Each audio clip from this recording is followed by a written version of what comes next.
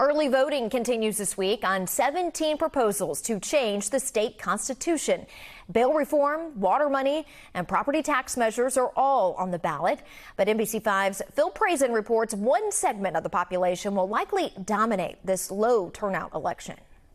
Week 2 of early voting this year, and AP government teacher Steve Kimbrough wants his students to pay attention. You don't have to have any special skills.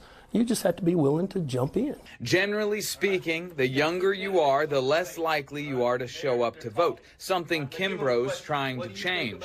Over his 26 years at Trinity Christian Academy, his students have been exempted from tests if they volunteer for a campaign, work to register voters, or work a polling location election day. And they see it's not a problem to do this and listen to one another.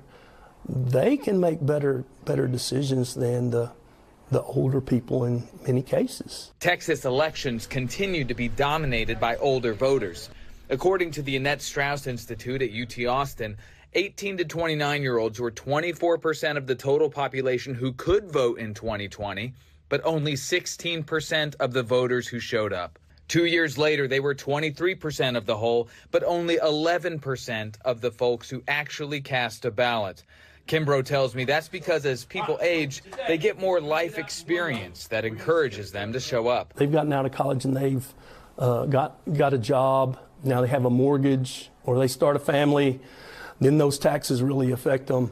And then they say, ooh, this voting stuff is more important than I thought it was because it actually affects me in my life. And I think when you're younger, you don't see that as much. The experts say in a low turnout election like this one, older voters will dominate more than usual and vote in their best interests. It's something this teacher is keeping tabs on. They need to put some skin in the game. Now you have one more week of early voting, then that election day is Tuesday, November 4th. Again, for the constitutional amendments to the state constitution and also some local races.